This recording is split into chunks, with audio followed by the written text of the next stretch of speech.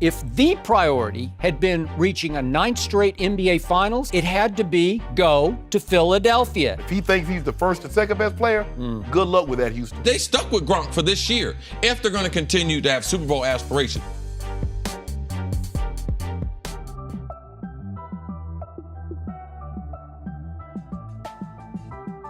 We have certainly seen better games overall here at this World Cup in Russia, but there are no style points for France. Just a ticket to Sunday's final. What was the difference for them in the end tonight? I thought France today showed a real maturity in this game, and it was a performance that was fitting for a semifinal.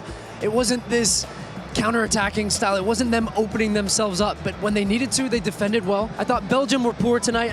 Martinez, as much as we talked about his tactics against Brazil, I thought he got it wrong. They had no width on the left side. They were very predictable. Pogba, the way he played, he was fantastic.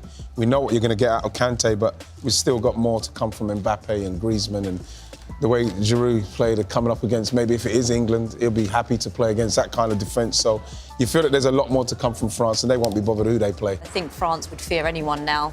They're full of confidence, beating Uruguay, Belgium now. They're improving with every game defensively and offensively. So they're in the final. They don't care.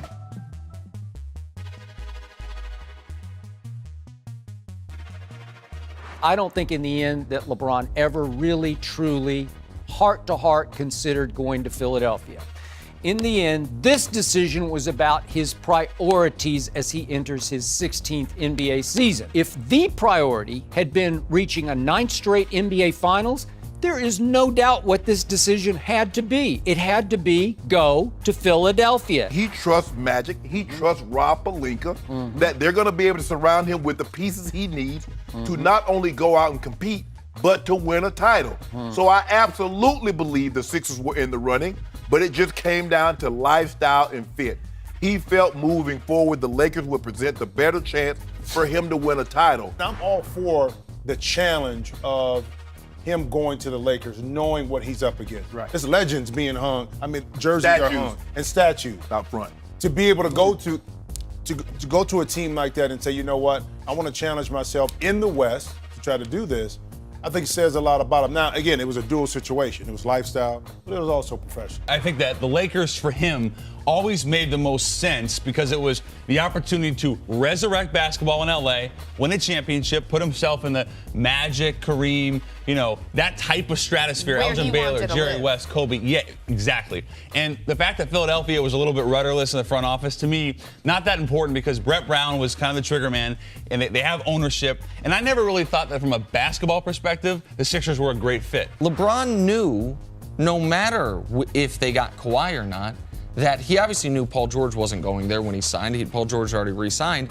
That this was not the best place to win this season.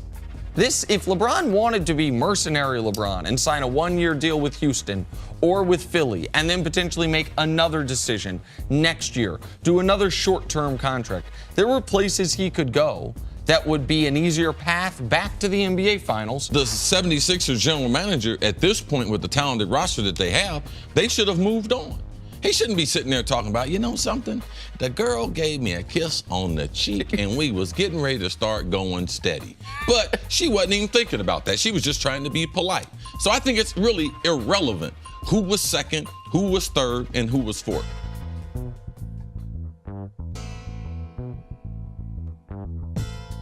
Carmelo is not the same offensive force. If you want him to play like he did at the Knicks, get up 20 shots a night, Skip, you're not going anywhere. So if he's gonna be willing to come off the bench and understand, you know what, I'm the third or fourth best player, but right now at this juncture of my career, this is where I am, and this is what's best for this team, I think he can be a viable option. But if he thinks he's the first or second best player, good luck with that, Houston. Carmelo Anthony will be a liability for the Houston Rockets. He will be more negative than positive at this stage and age because, unlike LeBron James, he has not stayed in supreme shape.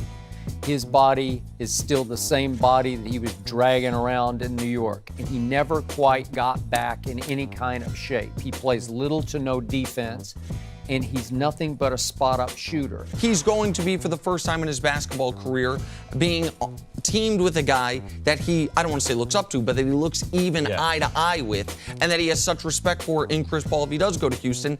And he is, for the first time, I believe, staring at his basketball mortality. He knows that if wherever I go next it doesn't work, I'm done. And so if that doesn't make you go through some type of adjustment, then nothing will. My biggest problem is going to be the buy-in defensively, because that's what I saw from these other players. I saw their stars, Chris Paul, Harden, Ariza, all these guys sacrifice everything, offense, but more on the defensive end. I am not a Carmelo guy. I would not have had Carmelo come to the Lakers. But if there's a chance that it works for Melo, the only two places it could work and you could win with him in the league are the Warriors and actually the Rockets. Remember, Carmelo Anthony coming in on a minimum deal. That's what he would come in on.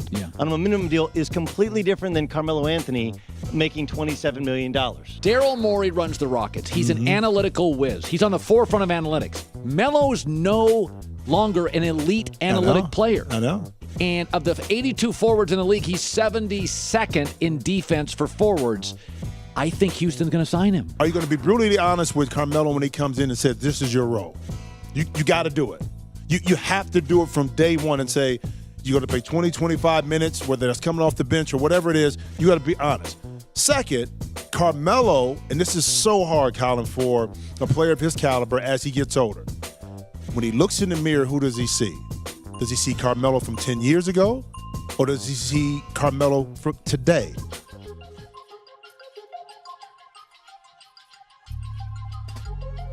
I'm very surprised, considering, Skip, that we're 2 weeks away from most teams heading to training camp. I would have thought this was something that would have happened. If it was going to happen, it would happen at the start of free agency, or at least by the draft. Coach Belichick, normally he wheels and deals. He likes draft picks. He could have got something for him. Still doesn't mean it couldn't happen, but I'm surprised that we're still talking about Gronk possibly being on the trade block. I'm stunned by this. And I also believe that this trade is still on the front burner, not on the back burner, but on the front. And I'm going to remind you, about a month ago, there was a report up in New England, which was shot down by the Patriots PR staff. But it said that there were offers on the table for Gronkowski from the Titans and the 49ers, both teams with connections to Belichick, obviously. And here we go again. We have Belichick versus Brady and ultimately versus Kraft. Correct. I don't see it happening, all right? It doesn't make sense that Tom Brady, at this advanced age, him and Belichick trying to win Super Bowl number 6, they would it's too late for that. They got to eat that.